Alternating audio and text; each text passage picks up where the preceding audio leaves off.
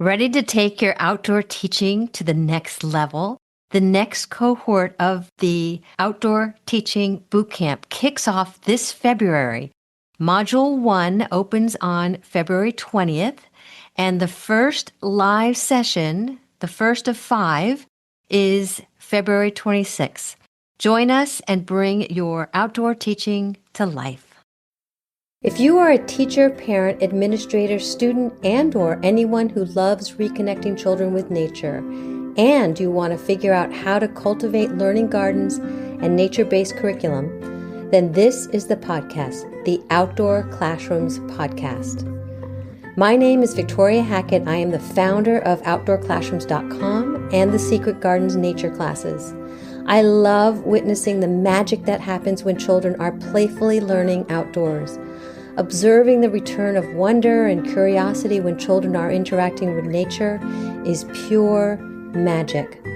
This is the podcast that is going to help you capture children's interest and give you not only inspiration, but some real life strategies that are going to help you figure out how to use the outdoor space, your outdoor space, as a teaching tool, so you can enlighten the playful learning experience for young children. Welcome to our Outdoor Classrooms community. Welcome back. Before we begin, wherever you are, just take a breath with me. Not a fixing breath, not a calming breath, just a noticing breath. I want to start today by naming something honestly. This episode comes from a place of vulnerability. Not a polished vulnerability, not a story already wrapped in meaning, but the kind that's still tender. This past week, my body asked me to slow down. Not gently, not politely, but clearly. As I realized how rarely we talk about self-care from inside vulnerability, we talk about recovery, we talk about resilience, we talk about bouncing back, but we don't often talk about what it feels like when your body, your nervous system, or your heart is still asking you to pause. If you're listening to this while walking, or driving, or lying down, trying to rest, just notice your body for a moment. Not to change it, not to judge it, but just notice. What feels tight right now? What feels tired? What feels quiet? So much of self-care skips this step, especially as educators and parents. We jump straight to solutions before we even ask the body what it needs. Nature never does that. Nature listens first. We've turned self-care into something performative, something productive, something we can optimize. But real self-care, deep self-care, often doesn't look impressive. Sometimes it looks like stopping. Sometimes it looks like saying no. Sometimes it looks like doing less than you planned. So nature never rushes into healing. A tree doesn't apologize for dropping its leaves. The earth doesn't panic during winter. Animals don't push through exhaustion to prove their worth. Nature rests without guilt. And that's where we're out of sync. Nature is perfectly balanced, not because it avoids disruption, but because it integrates it. Storms don't mean failure. They mean release. Fires don't mean destruction alone. They make space for regeneration. Nothing in nature asks, why is this happening to me? Instead, It asks, what is required now? I want to say that again. Nature asks the question, what is required now? That question alone can change everything. I want you to imagine a forest after a storm, not during a storm, but after. The branches are down, the ground is damp, the air smells different. Nothing in that forest is trying to get, quote unquote, back to normal. There is no normal. There is only adaptation. This is where we get confused as humans. We think healing means returning to who we were before. Nature teaches us something braver. Healing means becoming who we are now. So let that land. We don't live in one season forever, but we resist the ones that slow us down. Vulnerability isn't a malfunction, it's a season. If vulnerability were a season, what would it look like? Would it be winter, quiet, bare, and honest? Would it be early spring, fragile and unpredictable? Or would it be late fall, releasing what can no longer stay?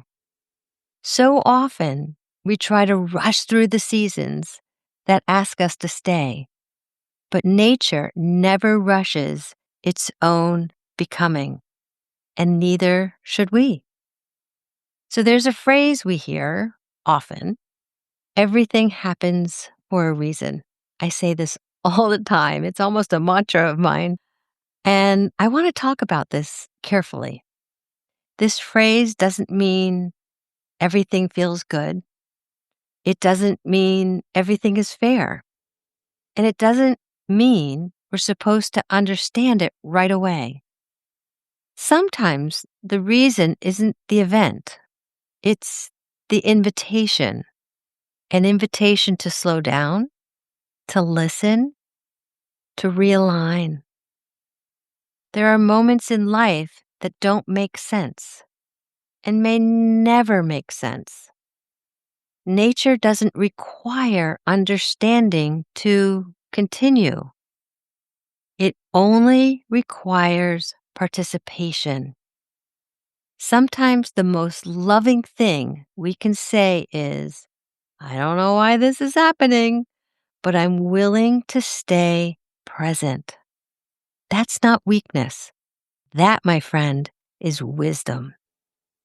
So we hear a lot about raising your vibration, but when you're vulnerable, forcing high energy can feel violent to the body. So here's a reframe. Raising your vibration doesn't mean bypassing pain.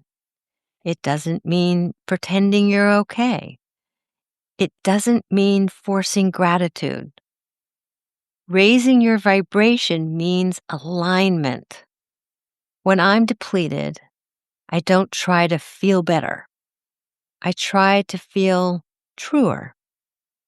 I let nature meet me where I'm at. I sit with a tree, listen to the water, let the wind regulate my breath or your breath. You don't need to do anything. Your nervous system remembers how to sync if you let it borrow the calm from the environment.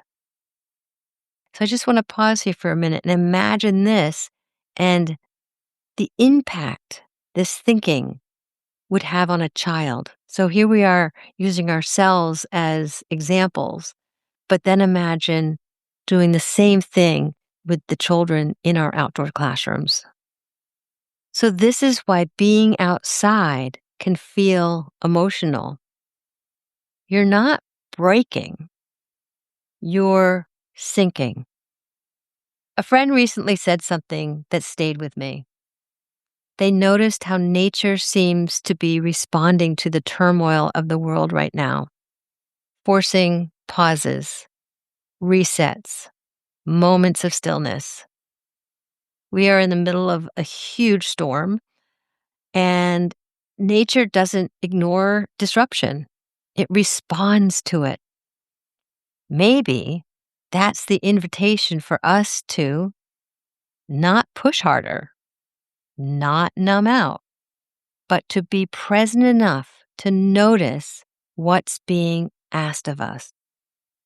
I want to keep this in the realm of nature-based education and our work in outdoor classrooms, but what is being asked of us as educators and teachers and parents, and how can we remain present? So if you're listening to this and you feel tired, as you are a caregiver, you're not broken. Ask yourself, what season am I in? What is required right now? What would it mean to stop resisting this moment? Presence isn't passive.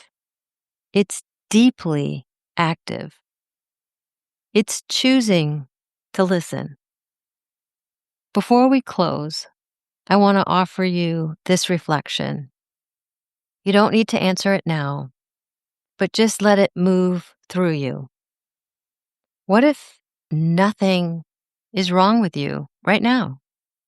What if this pause, this slowing, this vulnerability is intelligence at work?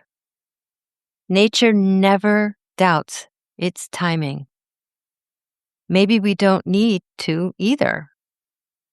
Self-care isn't something we earn, it's something we remember. We are not separate from nature. We are nature, learning to come back in rhythm. If you are vulnerable right now, let that be sacred. Nothing in your path is a mistake. I want to thank you for your work. I want to thank you for being here. Thank you for listening. And thank you for being willing to pause. I'll talk to you next time. Bye. Before you go, I want to share an invitation. If you are an educator who knows outdoor learning matters, but you want more structure, confidence, and support, the Outdoor Teaching Bootcamp might be exactly what you need right now. This is a 5-week online foundations course and is the first step in our Outdoor Classrooms teacher certification program. Each week, we focus on one of the 5 phases of teaching outdoors, helping you build a strong, sustainable rhythm for your outdoor classroom. You'll get pre-recorded lessons inside a private portal that you can move through at your own pace, along with 5 weekly live Zoom sessions where we come together to reflect, ask questions, and connect with other educators from all over the country doing this work. If you're curious whether the bootcamp is the right fit for you, I'd love to talk to you.